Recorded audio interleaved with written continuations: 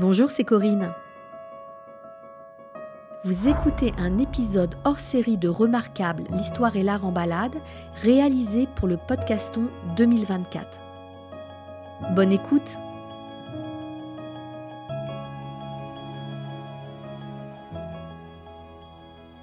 Aujourd'hui, je suis à Orléans. J'ai rendez-vous avec l'association AVL 45, qui est une association d'aide aux victimes, dans le cadre d'épisodes que je propose pour le Podcaston 2024. Voilà, j'arrive. L'association est située au 8 rue Guillaume à Orléans. Me voici arrivée. Allez, je sonne.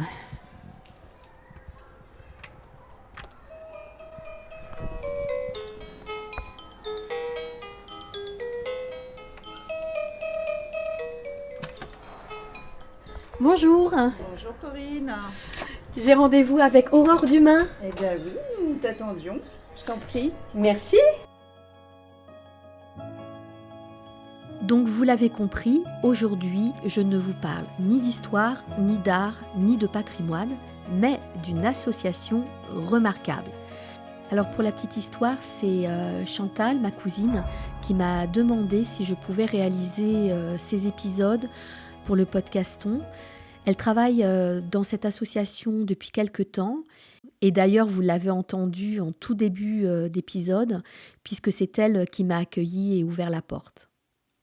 Donc à mon micro, on entendra Aurore, Juliette, Marie, Wided, des femmes remarquables, et Souki, la chaîne qui travaille donc avec Juliette et qui est tout aussi remarquable. On commence avec Aurore Dumain, la directrice d'AVL 45, qui nous parle des missions, du fonctionnement et des besoins de l'association, mais aussi d'innovation, parce qu'elle va nous parler de justice restaurative, et vous l'entendrez, ça donne plein d'espoir. Bonjour Aurore. Bonjour. Je suis ravie d'être ici cet après-midi pour parler de l'association AVL 45. Alors déjà, est-ce que tu peux te présenter ? Oui, bien sûr. Alors, je suis Aurore Dumain, directrice de l'aide aux victimes du Loiret sur Orléans depuis 2024, officiellement directrice, et dans l'association depuis 2021. D'accord. Est-ce que tu peux nous parler un peu de l'AVL 45 ? Qu'est-ce qu'est cette association précisément ? C'est une association qui appartient au réseau, à la Fédération France Victimes, donc au national, c'est-à-dire qu'il y a 130 associations dans chaque département qui sont toutes agréées par le ministère de la Justice et qui offrent le même service dans chaque département. Cette association a été créée quand et par qui ? Alors, je ne sais pas par qui elle a été créée exactement. En tout cas, je sais qu'elle a été conçue en 2008 et elle est un regroupement de 2 associations. En fait, au niveau du département du Loiret, nous avons 2 tribunaux, un sur Orléans et un sur Montargis. Et au tout départ, il y avait une association dans chaque tribunal. Et finalement, en 2008, les 2 se sont réunis pour faire une seule association départementale. AVL 45, donc aide aux victimes du Loiret, c'est une association qui a pour vocation d'accompagner de manière juridique, psychologique, sociale des personnes victimes d'infractions, leurs proches et des témoins ou des témoins.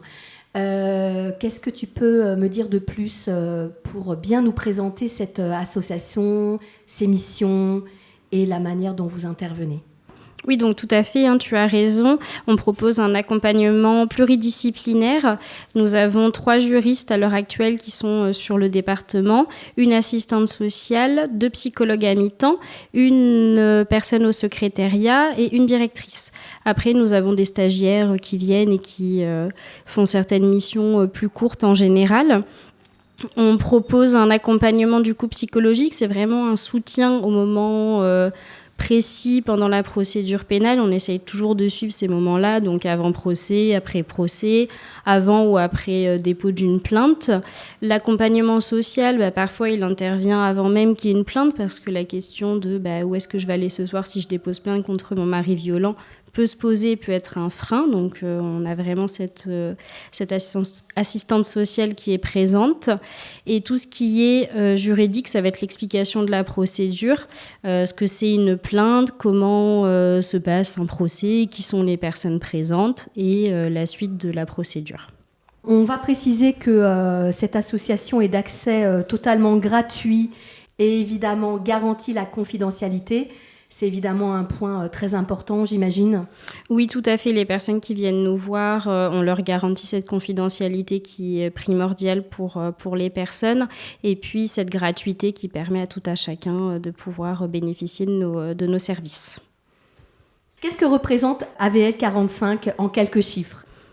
Sur l'année 2023, on a reçu 2261 personnes, donc personnes victimes ou s'estimant victimes. Parmi ce chiffre, le nombre de femmes reçues est de 1778 et 482 hommes. Donc ça, c'est les personnes qu'on a reçues et pour lesquelles on a fait soit des actes, soit des entretiens. Parmi certaines de nos missions, c'est l'évaluation des besoins des victimes. Donc ça, en fait, lorsqu'une personne dépose plainte en France pour l'infraction violence conjugale, il y a une obligation pour la personne qui reçoit la plainte, que ce soit un policier, un gendarme ou directement au parquet au niveau du tribunal, de nous saisir pour que nous, on réalise une évaluation. Cette évaluation, il faut que la personne victime soit d'accord pour la faire. À partir du moment où l'évaluation est faite, elle est rédigée, elle est transmise à qui de droit, donc la personne qui nous a réquisitionné, et ça fait partie de la procédure pénale. Donc c'est vraiment un acte de procédure et toutes les parties peuvent la consulter. L'objectif dans cette évaluation, c'est vraiment de revenir sur les faits pour savoir ce qui s'est passé, comment la personne a vécu les choses, les éventuels antécédents de la personne contre qui la victime a déposé plainte, si la personne mise en cause a connaissance de l'adresse de la personne victime, si elle se sent en danger, où sont scolarisés les enfants, enfin voilà, vraiment faire tout un topo sur sa situation, qualifier les choses qu'elle nous donne, et ensuite on fait des préconisations.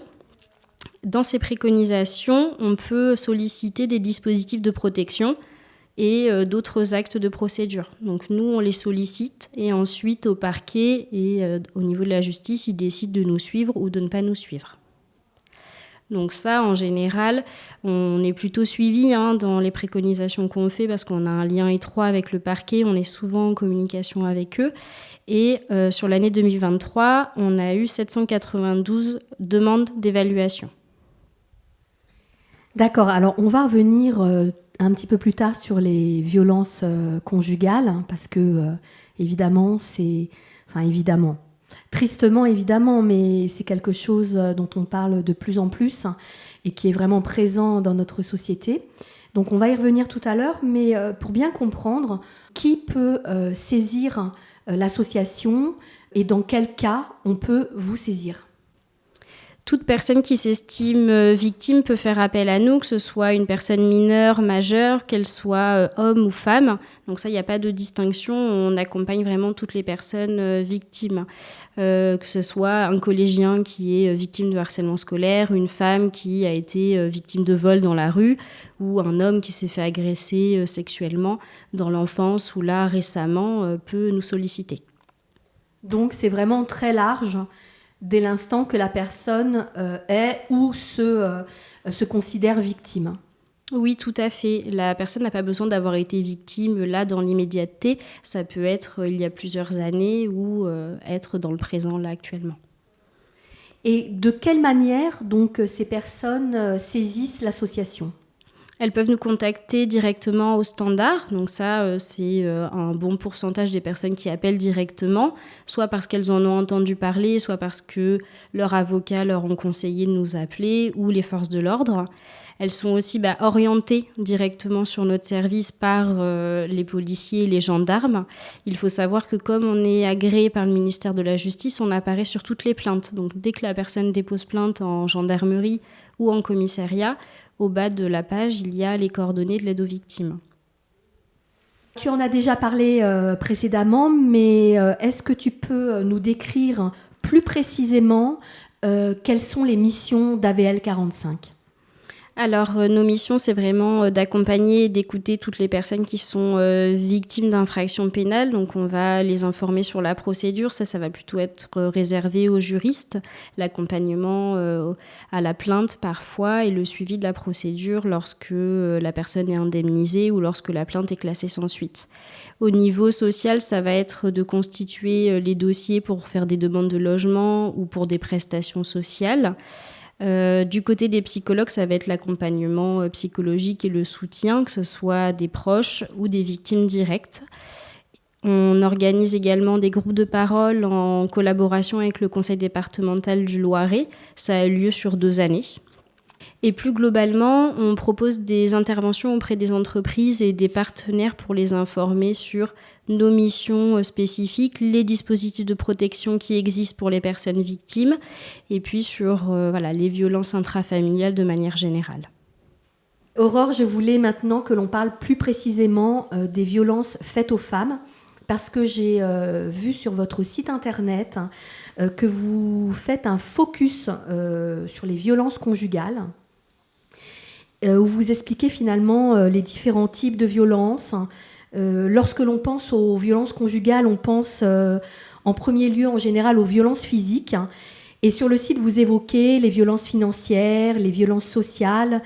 Est-ce que tu peux me parler de ces différentes formes de violences qui sont parfois insidieuses et pourquoi vous faites cette distinction sur votre site internet ?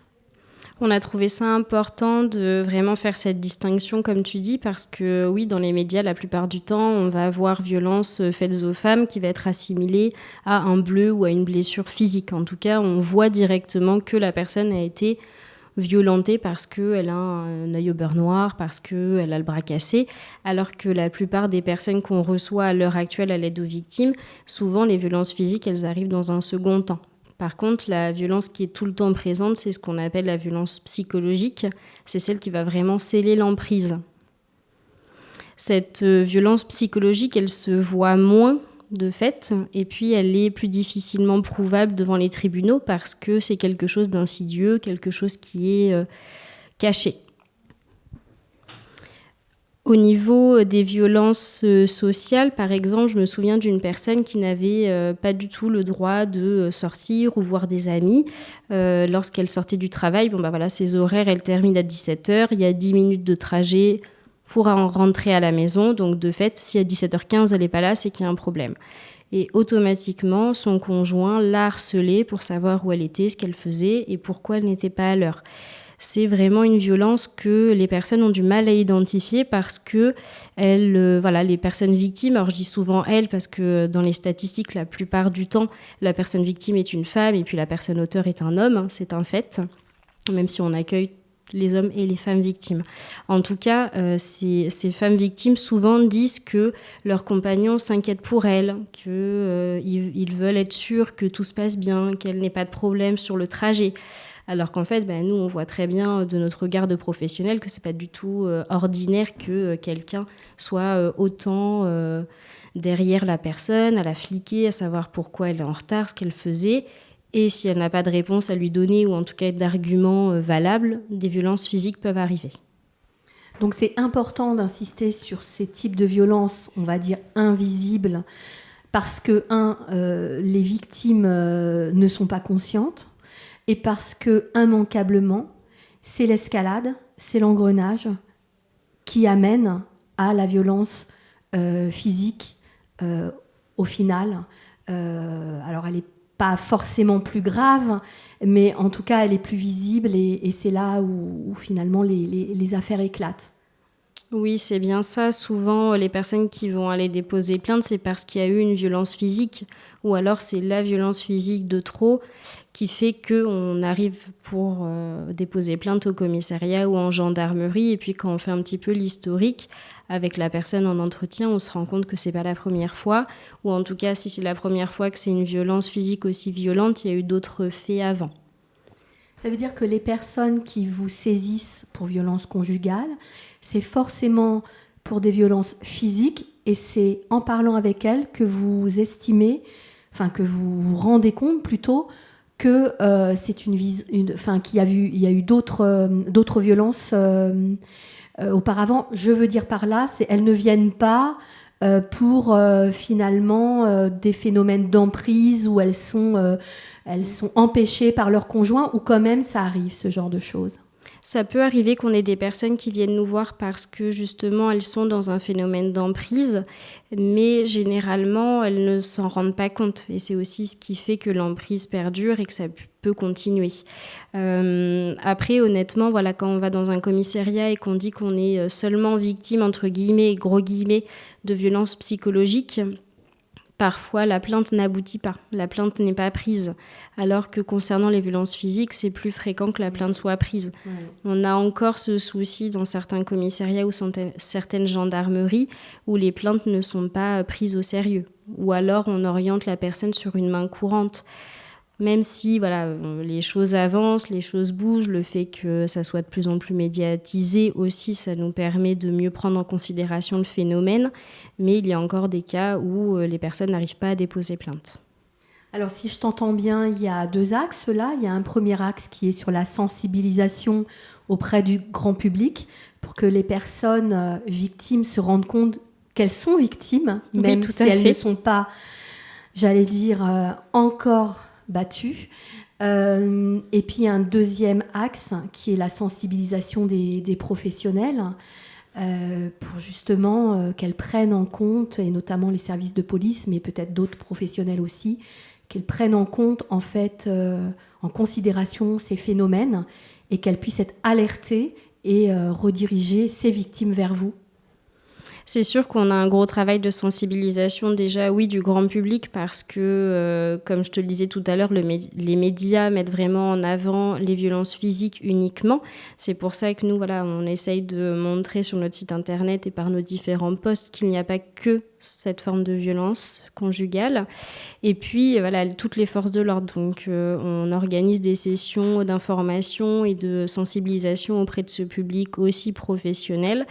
Et le fait de se connaître et de se rencontrer, de se dire, bon, bah, ok, Madame Dumain, d'accord, c'est elle qui travaille à l'aide aux victimes. Donc, si j'appelle, je peux être avec cette dame-là et de la voir en face. Ça permet de mieux identifier les personnes et d'être plus à même de les contacter. On a toujours remarqué qu'après nos sessions de formation avec les professionnels, on a plus de demandes et on a plus de réorientation. Mais j'imagine que ça vous demande beaucoup de temps. Vous êtes une petite équipe. Comment faites-vous ? Ce sont des prestations payantes pour ce genre d'organisme. Comment ça fonctionne, ces sensibilisations auprès des professionnels ? Ça dépend des professionnels. Pour tout ce qui est force de l'ordre, c'est des formations qui sont gratuites. Donc, on intervient auprès des gendarmes et auprès des policiers sur demande des commissaires en général. Donc, ça a été le cas sur Orléans. Et sur Montargis, ça devait s'organiser, mais suite à une réorganisation aussi de plusieurs services, on n'a pas pu le mettre en place en 2023, mais sûrement en 2024, ça sera bon. Et puis après, auprès des autres partenaires, que ce soit des partenaires proches avec qui on travaille beaucoup, ou d'autres qui sont plutôt des personnes, des entreprises ou d'autres organismes, on peut faire des devis, oui. Et auprès du grand public, quelles sont les actions de sensibilisation que l'association mène ?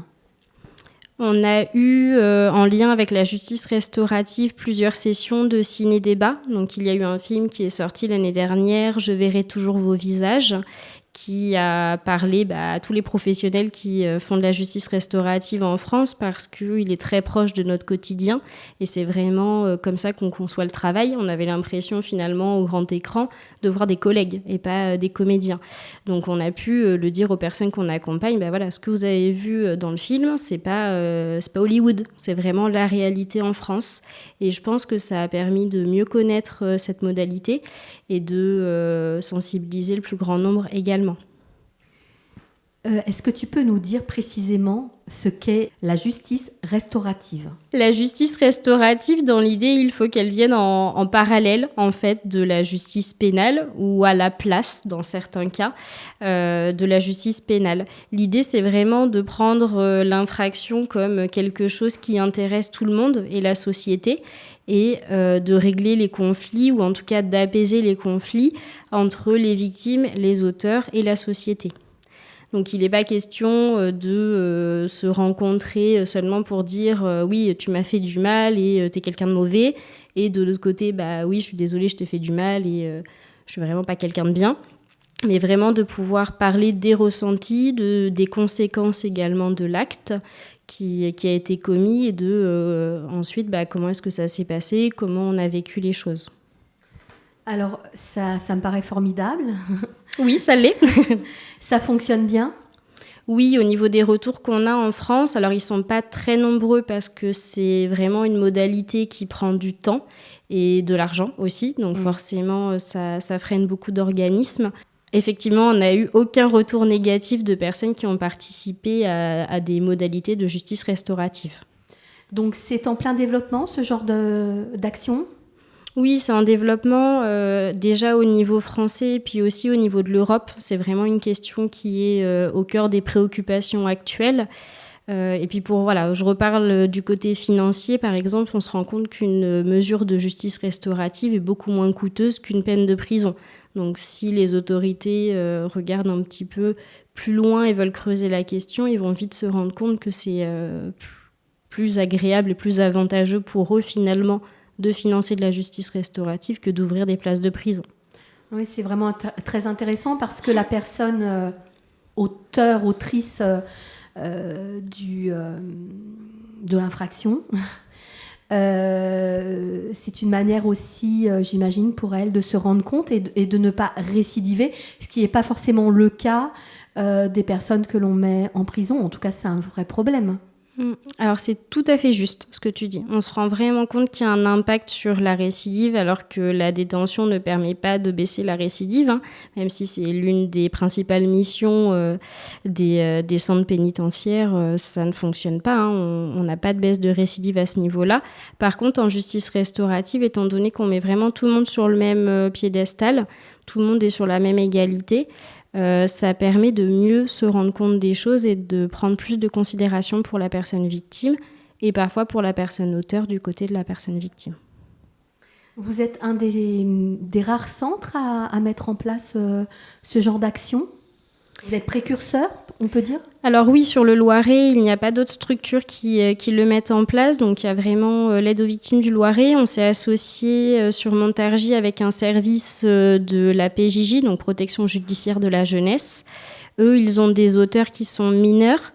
Alors mineurs au moment des faits, mais voilà, comme la procédure peut prendre un petit peu de temps, elles deviennent majeures. On a actuellement 2 modalités qui sont en cours. Les 2 personnes sont majeures maintenant. Ça me paraît vraiment très intéressant et très utile et les enjeux sont colossaux. Toutes vos actions sont évidemment très importantes pour notre société. Avec quoi et comment vous êtes financés? Aïe. Alors là, effectivement, c'est vrai que finalement, on se rend compte que on fait un travail d'utilité publique en quelque sorte. On a besoin de nos services et à l'heure actuelle, on a des financements de la part du ministère de la Justice qui ne couvrent même pas le fonctionnement de l'association. Donc on est obligé d'aller chercher d'autres subventions. On en a de la préfecture du Loiret, également du conseil régional du Centre Val-de-Loire et de certaines communes du Loiret, mais il nous manque des financements à l'heure actuelle. Alors comment on peut vous aider ? Pour nous aider, vous pouvez adhérer déjà à l'association. Donc c'est 15 € pour être adhérent sur l'année et puis faire un don à l'association. Sachant qu'on est reconnu d'intérêt général, le don peut être défiscalisé en partie. D'accord, donc on va sur votre site internet. Comment on fait pour faire ces dons ? Vous pouvez nous contacter par mail, par téléphone ou effectivement regarder sur le site internet, vous trouverez toutes les informations. Je mettrai toutes ces informations dans les notes de l'épisode. Les entreprises, comment peuvent-elles contribuer ? En achetant vos formations peut-être ? Oui, déjà, on peut parler des formations qu'on fait auprès des entreprises. Donc, l'année dernière, on était intervenu auprès d'une agglomération qui a formé certains de ses agents sur la question du harcèlement au travail. On est parfois sollicité sur ces questions-là et sur ces thèmes. On fait également le harcèlement scolaire et tout ce qui concerne les violences conjugales, intrafamiliales. À ce sujet, on va publier très prochainement un catalogue de formation qui sera disponible sur le site internet. Comme ça, les personnes auront le détail des différentes thématiques qui seront proposées. Est-ce que tu peux donner quelques exemples de formations ? Oui, on propose des formations, comme je disais, sur le harcèlement scolaire, le harcèlement au travail, les différentes formes de violence, la prise en charge des victimes de violences, sur les thèmes qui nous touchent au quotidien. Et donc, l'association s'adresse pour ces formations aux entreprises, aux collectivités territoriales, aux services de police. Oui, tout à fait. Certains établissements scolaires également souhaitent prendre des informations sur le harcèlement scolaire notamment. L'association aide aussi les enfants. Souvent, on reçoit les enfants qui ont été victimes d'harcèlement scolaire ou alors de violences de la part de leurs parents ou de proches, que ce soit des violences physiques ou sexuelles. Les personnes qui le reçoivent au niveau de l'association, donc ça va être les juristes lorsqu'un parent est présent et qui a besoin d'expliquer un petit peu ce que c'est la procédure pénale. Et sinon, sur le plan psychologique, pour le soutien de ces enfants victimes, on a notre psychologue Laetitia Creusefond qui les accompagne et qui les accueille.